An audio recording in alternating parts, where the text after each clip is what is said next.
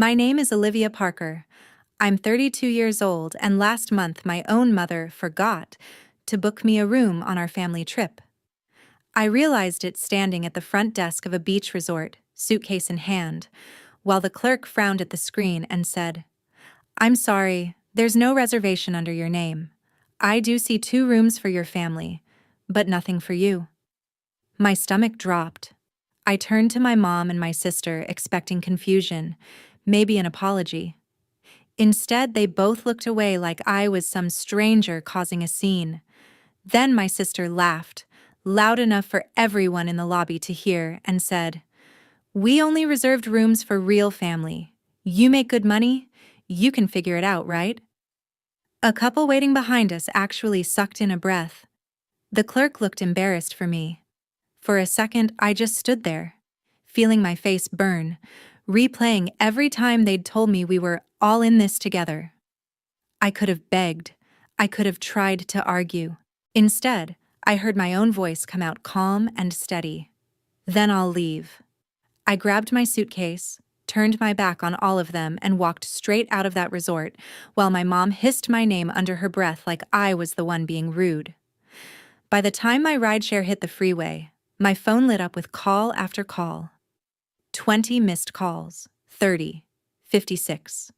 Voicemails, texts, all caps messages from my mother and my sister suddenly desperate for me to pick up. I stared at the screen, hit Do Not Disturb, and put the phone face down. Because what they didn't know was that one person in our family had just found out what they did to me, and he had the power to destroy their entire lifestyle with a single decision. If you've ever been treated like you don't count in your own family, stay with me. Because this is the story of how no reservation for you turned into a financial revenge they never saw coming.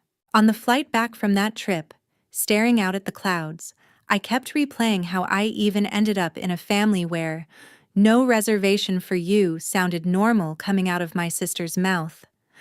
I live in Seattle now. I work as a senior product marketing manager for a SaaS company. I make more than enough to pay my own bills, my own condo, and stack investments on top. That part of my life never really involved my parents. The person who shaped that was my grandfather, Edward Collins, my mom's dad. Grandpa Ed made his money in commercial real estate and retired to Scottsdale. But before he ever bought himself a golf club, he drilled one thing into me as a kid: never let anyone hold money over your head. When I was 12, he showed me my first stock statement, helped me open a little custodial account, and said, "You don't ever want to need a check from someone who doesn't respect you, Olivia." At the time, I didn't realize he was talking about my own parents. Sheesh, my mom, Carol, and my dad, Tom, live just outside Austin. To people on Facebook, they're the classic comfortable retirees: HOA neighborhood, pictures from cruises, brunch with friends, matching polos on the golf course. What they don't post is that Grandpa's Collins Family Support Trust quietly covers their HOA dues, a chunk of their insurance, even part of those cruises. My older sister Maddie took a very different path from mine. While I was grinding through college with scholarships and internships, she was busy reinventing herself as Maddie Parker Gray online, a lifestyle and momfluencer with aesthetic coffee photos, day-in-the-life vlogs around Austin, and endless unboxings. She married Jason, had their daughter Lily, and built a whole brand on looking like the perfect young family with the perfect home, perfect SUV, perfect private school. The problem was, her follower count looked impressive, but her bank account didn't. Behind the scenes, Grandpa's trust picked up everything that didn't fit on a credit card: private school tuition, car lease top-ups, a surprising amount of their mortgage. My parents always justified it with the same line: "She has a family, she needs the help more than you do." When we were younger, that favoritism showed up in smaller ways. Maddie got a new car at 16. I took the bus. Maddie's cheer camp and college housing were quietly handled behind the scenes. I spent nights swiping my meal card and stocking shelves to keep my scholarship. Whenever I brought it up, they would toss out some version of, "You're the independent one, Olivia. You're strong. You don't need us." It sounded like a compliment, but it always came with an unspoken part. Because we'd rather spend our money on your sister. Every year, Grandpa would take the whole family on a trip somewhere nice as a way to get everyone together. One year, it was a cabin in Colorado. Another year, a Caribbean cruise. He always booked and paid for everything so no one could use money as an excuse to exclude anyone. But this last time, for San Diego, my parents insisted they would handle it themselves. I remember the group text. My mom wrote, "Dad's been so generous, but it's time we give him a break. We'll take care of this year's trip. It'll be simple, just family time." They chose Sapphire Bay Resort, which was not what I'd call simple. Oceanfront rooms, pool cabanas, a spa my sister could not stop sending reels about. When I asked if Grandpa was still coming, my mom replied, "He's sitting this one out, but he's thrilled we're doing something on our own." At the time, I thought it was sweet. I booked my flight from Seattle, cleared my calendar, and told my team I'd actually be offline for a long weekend. There were little red flags I ignored. My mom never sent me a confirmation number when I asked. She just said, "It's all under one booking. Don't worry about it." Maddie kept joking in the chat. "Olivia's the rich tech girl, she should be in the presidential suite," followed by eye roll emojis. My dad chimed in with, "You make more than all of us. You'll survive a few resort prices," whenever I mentioned budgeting. I brushed it off as the same old teasing. I thought worst case, if something got mixed up, we'd just add my room at check-in, and I'd pay for it myself. I did not think they would sit there, watch the front desk tell me there was no reservation, and let my sister declare I wasn't real family. I didn't know it then, but while I was walking out of that lobby, my mom was already texting Grandpa a watered-down version of the story, trying to get ahead of it. She just didn't realize the man she was talking to had built his entire life on reading people, and that the minute he heard the phrase, "No reservation for Olivia," he was going to start digging for the truth. My flight into San Diego landed just before noon, and by the time I grabbed my carry-on and made it through the chaos of the rental car shuttles and rideshare pickups, I was already picturing the weekend the way my mom had described it. Simple, just family, no drama. The driver pulled up to Sapphire Bay Resort, all glass and white stone and palm trees, the kind of place my sister loved to film slow-motion walks through. I wheeled my suitcase across the polished floor of the lobby, past families in matching t-shirts and couples in linen, and spotted my parents sitting at the bar off to the side. My dad had a beer, my mom had a bright pink cocktail, and they were both looking down at their phones. I smiled, lifted my hand to wave, and in that split second before they looked up, I felt normal, like any other adult kid arriving late to a family vacation. But when my mom finally saw me, her expression flickered. It wasn't surprise or excitement. It was something closer to guilt. My dad gave me a half-hearted wave and then looked back at his drink. I told myself I was imagining it.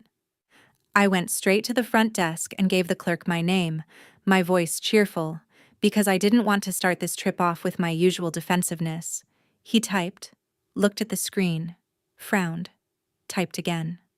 That long pause did something to my stomach. "I'm sorry," he said finally, looking up at me. "I don't have a reservation under Olivia Parker. Are you, maybe under a different last name?" My brain tried to fill in the blanks. Maybe they spelled it wrong. Maybe they put it under one of my parents. "It's a family booking," I said, forcing a laugh. "Try Parker or Collins. Or maybe under Thomas or Carol Parker?" He nodded, clicked around, then said, "I do see 2 rooms under Thomas Parker. 1 king for Thomas and Carol, 1 double queen for Madison Gray and family. But there's nothing that indicates a separate room for you." It felt like someone had suddenly turned the volume up in the lobby. I could hear every suitcase wheel, every ice cube clink. I turned around, expecting my parents to rush over, saying, "Oh, that's a mistake. Let's fix it." Instead, they both stayed seated. My mom took a sip of her drink and pretended to be very interested in the TV above the bar. That's when Maddie appeared, like she had timed her entrance, striding across the lobby in a flowy cover-up, oversized sunglasses, and a designer tote she'd definitely tagged a brand for. "Liv," she called out, like we were best friends, and then, as she reached the desk, she glanced at the computer screen. Her mouth curled into a smile that did not reach her eyes. "Oh," she said loud enough that the couple behind me could hear. "Did Mom forget to book your room?" The clerk's face went from neutral to uncomfortable. He could tell something was off but had no idea where to look. I looked back at my mom. "Did you put me in one of the rooms?" I asked, giving her every chance to say yes. She shifted on her bar stool, set her drink down, and said, without meeting my eyes, "We assumed you'd get your own room, honey. You make more than enough. We already paid for the package for us and Maddie's family. It was just simpler this way." My dad let out this weak, nervous chuckle like he wanted it to sound harmless. "You're our independent one, remember?" he added. Behind me, someone muttered, "Wow," under their breath. Maddie laughed, this sharp, delighted sound, and delivered the line like she'd been practicing it. "We only reserved rooms for real family," she said. "Mom and Dad, me, Jason, and Lily. You're the big tech girl, you can figure something out, right?" She said, "real family," with this little shrug, like it was a harmless joke, but the words hung there like a slap. Real family. As if I'd just wandered in off the street. For a second, I could hear Grandpa's voice in my head from years ago at his kitchen table. "People will tell you who they are when they think you need them. Pay attention." I felt heat crawl up my neck. Not just from the embarrassment, but from the way my mother still wouldn't look directly at me. The clerk cleared his throat. "We can try to add a separate room," he offered gently. "Rates are higher for walk-ins, but I can see what's available." My mom jumped in fast. "She can handle it. She does very well for herself." Like she needed the entire lobby to know I was rich enough that this humiliation didn't count. I thought about all the times they'd assured Grandpa that everything was fine, that the girls were close, that we were all one unit. I thought about how he paid for trips like this, so no one would ever be left out because of money. I could have pulled out my card. I could have swallowed it, laughed, and said, "No worries, put it on me." That's what they were counting on, that I'd fix their cruelty for them. Instead, something in me went still. I looked the clerk in the eye and said clearly, "No, thank you. I won't be staying." Then I turned to my parents and my sister. "If I'm not part of the real family," I said, "you don't need me here." Maddie's smile faltered. My mom finally whispered, "Olivia, don't be dramatic." Like I was the one causing a scene by not accepting being publicly excluded. My dad muttered my name like a warning. I didn't answer. I picked up my suitcase, walked across that lobby with every step louder in my own head than any of the whispers around me, and pushed through the glass doors into the California heat. By the time I slid into the back seat of my rideshare and told the driver to head for the airport, my phone was already buzzing nonstop with their names on the screen. I watched it light up in my hand, then flipped it over, set it face down, and stared out at the road, not knowing yet that this short walk out of a hotel lobby had just triggered the one person in our family who could pull the plug on all of their comfort at once. By the time my driver merged onto the freeway, my phone had already started its meltdown. First a call from Mom, then Maddie, then Mom again. I watched their names flash on the screen and fade out, one after another, while the resort disappeared in the rearview mirror. I didn't pick up. I told myself I'd deal with it when I got home, when I wasn't running on humiliation and adrenaline. 5 minutes later, the missed calls had turned into a flood. 10, 16. 23. Voicemails stacked up, little red dots multiplying next to their names. When it hit 30, even my driver glanced at the screen lighting up in the cup holder and said, "Everything okay?" I let out a short laugh that sounded nothing like me. "My family just realized I meant it when I said I was leaving," I said. He raised his eyebrows, but he didn't push. I opened my messages to silence the notifications, and that was a mistake. A wall of texts hit me all at once.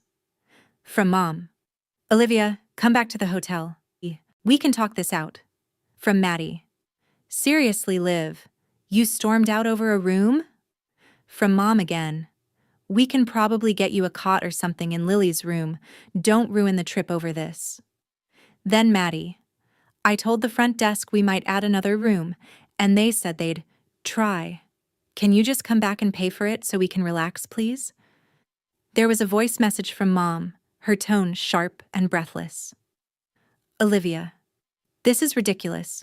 You embarrassed us, you made a scene. You know we love you. You know we just assumed you would handle your own room. You make more than all of us combined. Stop punishing us for trying to have a nice family vacation." 10 minutes later. "We need you here. Lily is asking where Aunt Liv is. Stop being dramatic and come back." Somewhere between exit signs, the tone started to shift. The texts got shorter, then more frantic. "Maddie, Grandpa is asking what happened. What did you tell him?" "Mom, your grandfather is calling. I need to know exactly what you said. Do not twist this." Another voicemail popped up. This time from my dad, his voice tight and annoyed. "Olivia, call your mother back. This has gone far enough. We're just trying to have a nice time. You don't get to walk out and then run to your grandfather like a child. You are 32 years old. Handle this like an adult." I stared at the word adult and thought about how I had just been treated like some extra guest at their party. By the time we reached the airport drop-off lane, the number on my missed call counter ticked up to 56. 56 attempts to pull me back into the same pattern where I swallowed their behavior and paid the emotional bill for it. I handed the driver a tip, grabbed my suitcase, and finally did what I probably should have done years ago. I scrolled past my parents' names, past Maddie and Jason, and tapped on Grandpa Ed. He picked up on the second ring. "Olivia," he said, and just the way he said my name made my throat tighten. I had only texted him a quick, "Trip is a mess, we'll call later," before I flew out. "Are you home already?" "No," I said, stepping out of the flow of people near security. "I'm at the airport. I never checked in." There was a pause. "Why not?" I took a breath and told him. Not with the dramatics my mother would accuse me of, not with the spin Maddie would put on it, but exactly, word for word, what had happened. The front desk, no reservation, my parents sitting at the bar. The phrase, "real family," dropping out of Maddie's mouth like it was nothing.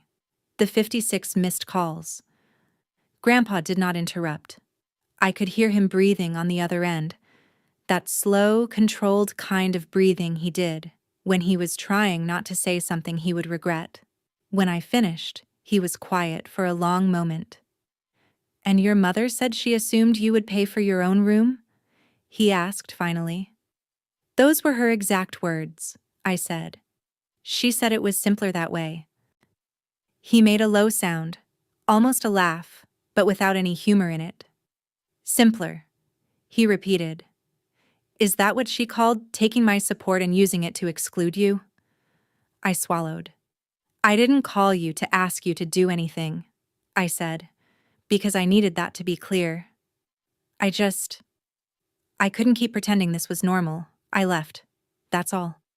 "You did exactly what you should have done," he said, and there was steel in his voice now. "You removed yourself. You told the truth. The rest is my mess to clean up." "Grandpa, I don't want to start a war," I said. He let out a breath. "Olivia, the war started a long time ago when your mother and father decided that one daughter would always be first and the other would always be fine. Today, they just finally said it out loud in front of witnesses. Listen to me carefully. I'm going to call the hotel. I'm going to ask some questions. And then I'm going to have a little chat with the rest of our real family. You do not answer their calls. You go home, you rest, you go back to work. I will handle this. I could picture him at his desk in Scottsdale, that old leather chair, the neat stack of trust documents he was always reviewing. If anyone knew how to pull receipts, it was him. Are you sure? I asked quietly. Because they already think I ran to you. Good, he said flatly. Let them. It will make it easier when they realize what their little stunt cost them. After we hung up, I turned my phone back over. More texts. More missed calls. One from my mom that read, "Grandpa is being dramatic. Do not tell him some sob story. You know how he gets." I almost laughed right there in line for TSA. She had no idea that the man she was calling dramatic had spent his entire career negotiating with people exactly like her. As I took off my shoes and slid my laptop into the bin, a new email notification appeared at the top of my screen. From Edward Collins. Subject: Emergency family meeting tonight. Required. I opened it long enough to see the first line. We will be discussing the future of the Collins Family Support Trust and the definition of real family. Then I closed my laptop, stepped through the metal detector, and for the first time in a long time, I felt like I wasn't the one who was about to be judged. That night, after my flight landed back in Seattle and I dragged my suitcase into my condo, the sky outside my windows was already dark. The city was a blur of lights and drizzle, the usual Pacific Northwest mood, but my head was still stuck in that blinding California lobby. I showered, put on sweatpants, made myself something to eat, and tried not to watch the clock. At 8 o'clock sharp, my laptop chimed with the familiar sound of a Zoom meeting starting. I took a breath, opened it, and clicked join. Grandpa's face popped up first, framed by the warm light of his home office in Scottsdale. He sat straight in his leather chair, white hair combed back, glasses low on his nose, wearing the same no-nonsense expression I'd seen in old photos from his real estate days. A second later, my parents' tile appeared.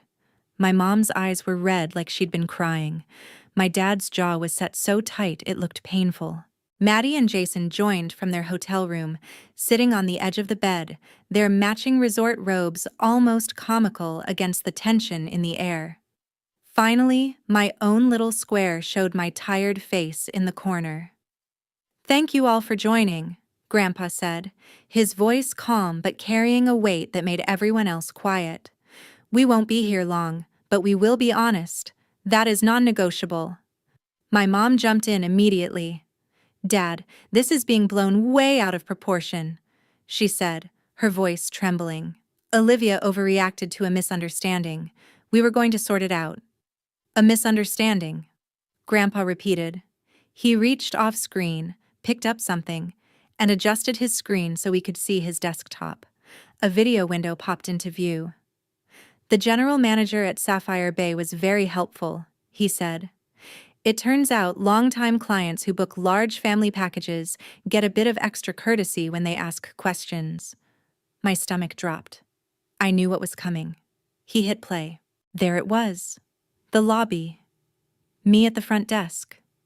The clerk typing.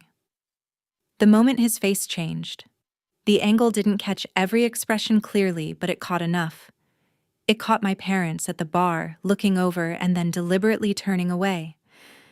It caught Maddie walking up, smiling, and then leaning toward the clerk. It caught the moment she said, with that little performative shrug, "We only reserved rooms for real family," and the way I froze before picking up my suitcase and walking out. The audio wasn't crystal clear, but it didn't need to be. You could feel what was happening even on mute. No one spoke while the video played. Even Maddie's usual constant fidgeting stopped. When the screen went back to Grandpa's face, his eyes were colder than I'd ever seen them. "So," he said, folding his hands. Carol, Tom, Madison, would you like to explain this misunderstanding to me? My mom swallowed hard. Dad, you know how these cameras are. They don't catch everything. We were joking.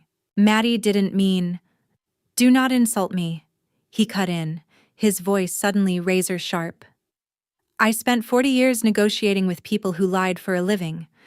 I know exactly what I'm looking at. You humiliated your daughter in public while sitting 3 feet away and doing nothing. You built that trip on my money, and then used it to exclude the one person in this family who doesn't use me as a walking ATM. Tom finally spoke. We just assumed she'd pay for her own room, he said stiffly. She makes 6 figures, Dad. We're not made of money. We thought you'd appreciate us not asking you to cover another expense. You thought I would appreciate you weaponizing my generosity to cut Olivia out, Grandpa said. You thought wrong. Maddie let out a choked sound. Grandpa, I was kidding, she said, tears spilling over. It was a bad joke. I was stressed. Lily was tired. We had just gotten there. I didn't think she'd actually leave. Grandpa shook his head slowly. The joke wasn't that you excluded her, he said. The joke was that you believed there would be no consequences. Jason shifted uncomfortably beside her, his eyes flicking between the screens like he'd just walked into a business meeting he wasn't prepared for. Grandpa took a breath, then picked up a thick folder from his desk and held it up. I recognized it instantly. The Collins Family Support Trust. For years, he said, I have used this trust to help my family. I paid for schooling, houses, small businesses, medical bills, yes, even golf memberships and resort trips. I did it because I believed it gave all of you a safety net, not a weapon. He opened the folder, pulled out a document, and slid on his glasses. As of this afternoon, I have signed an amendment resigning myself as sole trustee of this fund, he said. My mom's face went white. Dad? What are you talking about? I'm talking about responsibility, he answered. From this moment forward, Olivia is the primary trustee. She has full authority over distributions from this trust to any of you. The silence that followed was almost funny, if it hadn't been my family. My dad actually leaned forward like he hadn't heard correctly. You can't do that, Mom blurted. We depend on that money. The HOA, my prescriptions, the cruise deposit, Lily's school. You're right, Grandpa said coolly. You depend on it. Olivia does not. Which is exactly why she should be the one managing it. She has shown she can live within her means and treat people with respect, without expecting them to buy her way out of bad choices. Maddie shook her head, tears streaming now. Grandpa, please, she said. Jason and this year was hard. Brand deals fell through. Jason's commission. And instead of tightening your belt, you filmed unboxings and let my money paper over the cracks, he said. Then you used my trip to cut your own sister out. You do not get to play the victim here. His eyes moved to my square. Olivia, as of now, you will receive full access to the trust statements and distribution controls. I've instructed my attorney to walk you through every step. You are not obligated to give anyone in this call a single cent. My heart was pounding so hard I could hear it in my ears. Grandpa, I don't want revenge, I said quietly, aware of everyone else listening. I just wanted them to stop treating me like an outsider they could use when it was convenient. This isn't revenge, he said. This is accountability. What you choose to do with that is up to you. My mom turned to her camera, her voice switching into the pleading tone she always reserved for when a credit card got declined. Olivia, sweetie, don't let him put you in the middle, she said. We're your parents. We've always done our best. You know your sister didn't mean to hurt you. You can just keep things as they are, right? There it was, the old script. The one where I was the reasonable one, the fixer, the buffer between their bad decisions and their comfort. I stared at their anxious faces, at Maddie's mascara streaks, at Jason's clenched jaw, and felt something settle inside me. "No," I said. "I'm not keeping things as they are. Grandpa's right. This isn't working." Tom's voice hardened. "What exactly are you saying, Olivia?" I met his eyes through the webcam. "I'm saying that starting now, there will be no automatic distributions," I said. "No more paying for cruises or private school or HOA fees or golf memberships. If any support comes out of this trust for you, it will be because it's truly necessary and because you've treated everyone in this family with basic respect. And until I see that, I'm freezing everything." Maddie gasped. "You can't do that," she said, echoing my mom's words. Lily is not the problem here," I said, my voice softening just a little. "You are. You don't get to hide behind her while you use Grandpa's money to keep pretending your life is something it's not." My mom started to cry again, this time out of sheer panic. "Olivia, we can't afford to lose that money," she said. "We'll have to move. Then maybe," Grandpa cut in. "You should have thought of that before you decided one of my granddaughters was less real than the other." No one had an answer for that. For the first time in my life, the silence in a family conversation felt like relief instead of pressure. Grandpa glanced at his watch. "We're done for tonight," he said. "Olivia, I'll call you tomorrow with the attorney's information. The rest of you, I suggest you start making budgets based on your actual income. Good night." One by one, their faces disappeared from the screen, leaving me sitting in the glow of my laptop in my quiet Seattle condo. I closed the lid, ordered a pizza, and sank into my couch.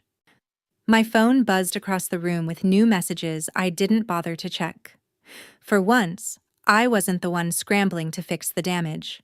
I was the one holding the plug, and I had finally decided I didn't have to keep their lights on. 2 weeks after that Zoom call, my life looked almost exactly the same on the surface, which was the strangest part. I still woke up to gray Seattle mornings, still made my coffee, still took the light rail into the office, still sat in the same meetings about launch timelines and messaging frameworks.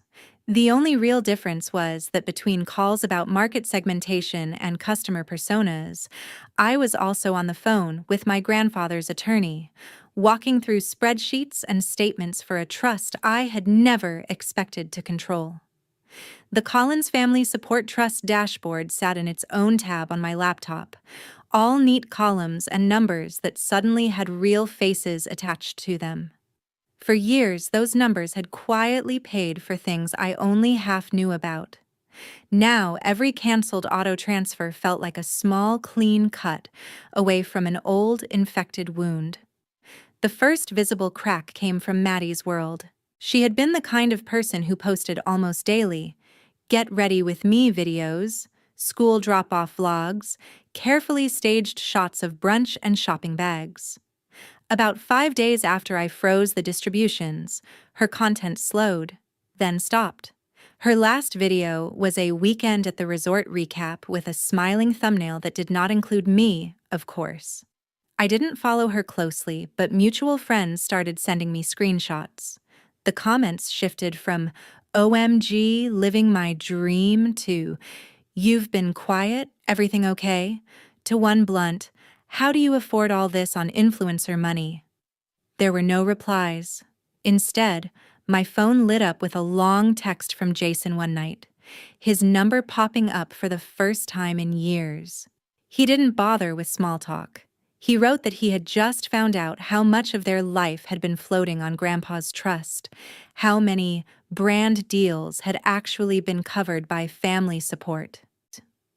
He apologized for not seeing it sooner, for assuming the money was some vague inheritance thing and not a monthly lifeline.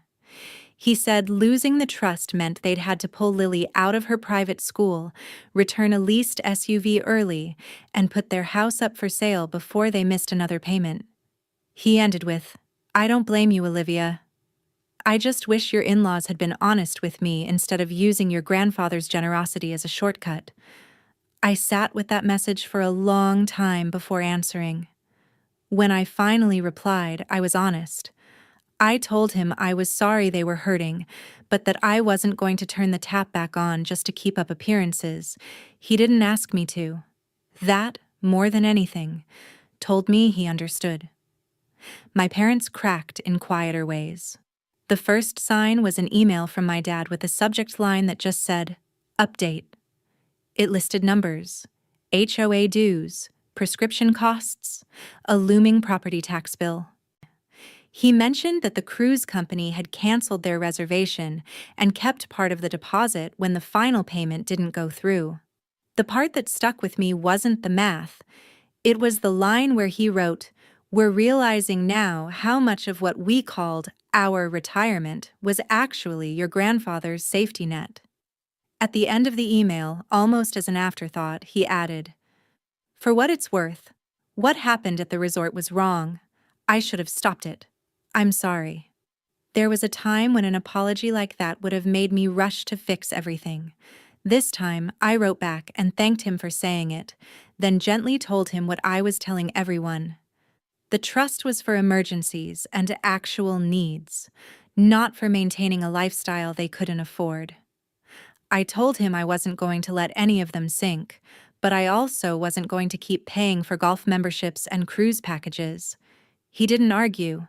A few days later, my mom sent a shorter message, full of half-finished sentences and, "I never meant," and, "You have to understand." Buried in the middle was the closest thing she had ever come to taking real responsibility. I thought if I kept Maddie happy, I could keep the family together. I didn't see that I was pushing you out every time I did it. I read that line 3 times and felt something in my chest loosen, but not enough to make me forget the lobby, the phrase, "real family," the way she looked away from me. At work, while all of this was happening in my inbox, my boss pulled me into a one-on-one and told me the executive team wanted me to lead a new product launch. It came with a bonus and a very clear path to a promotion at the end of the year if it went well. I walked out of that meeting thinking about how my parents had always used my independence as an excuse to give me less, and how that same independence was now the reason I could stay steady while their world shook.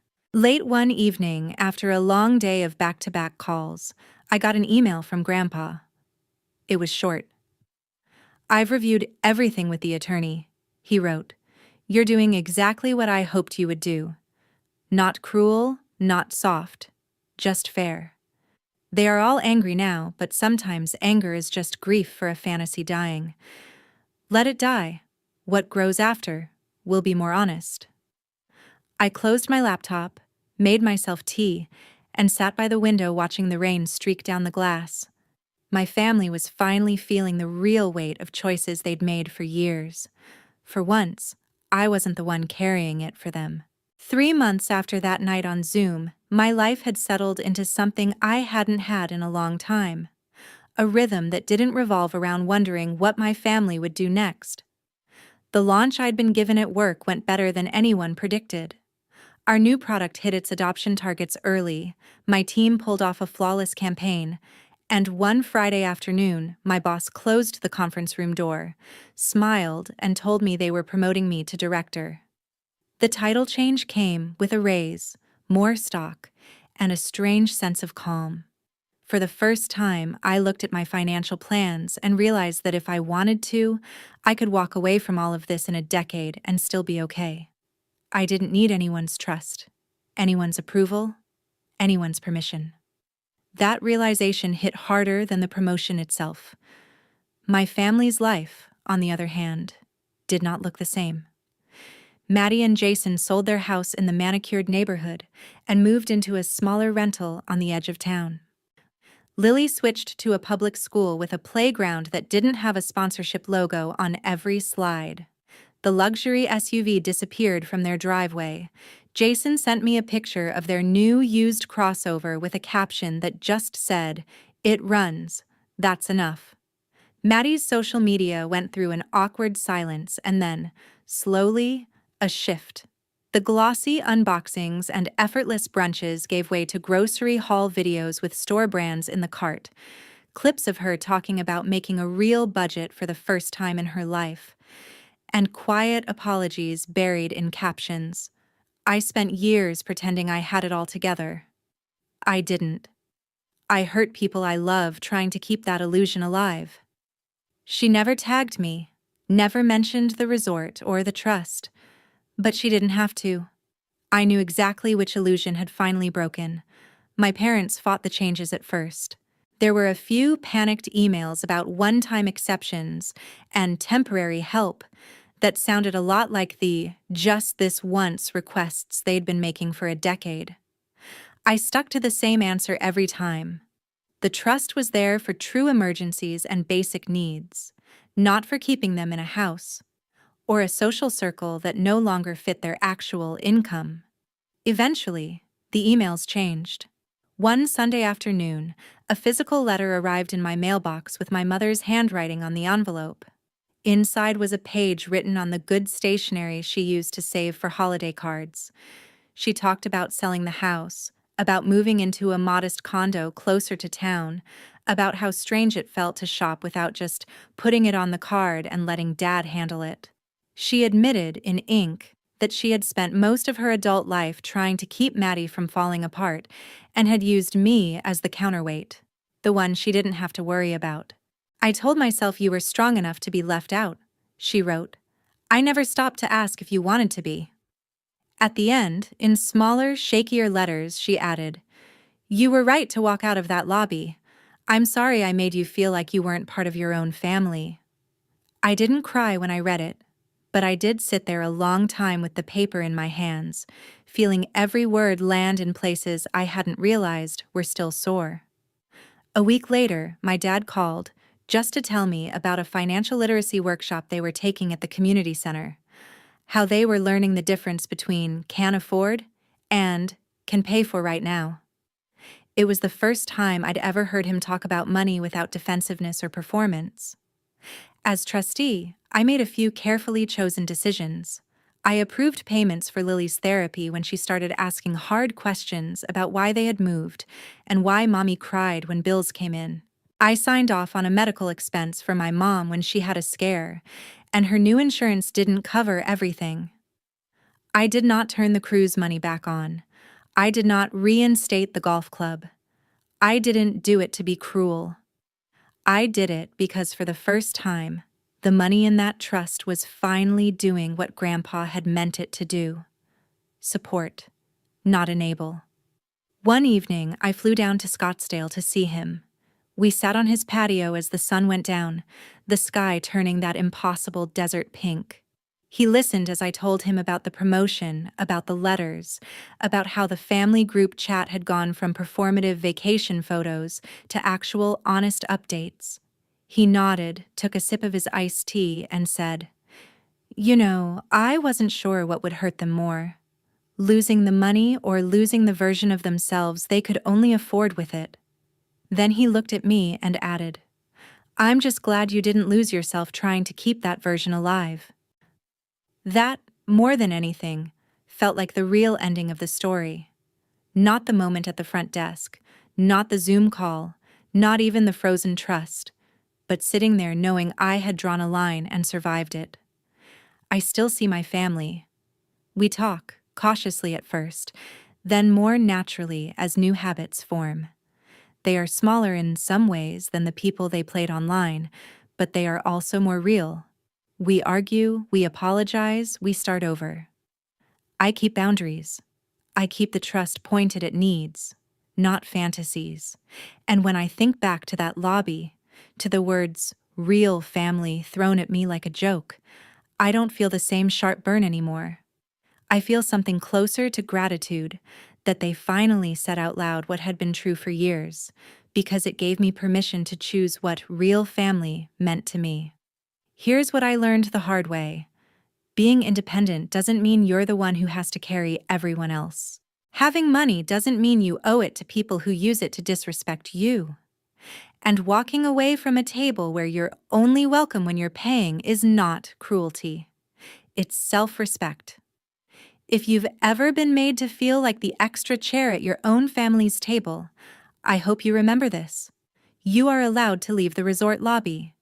You are allowed to put your phone on Do Not Disturb.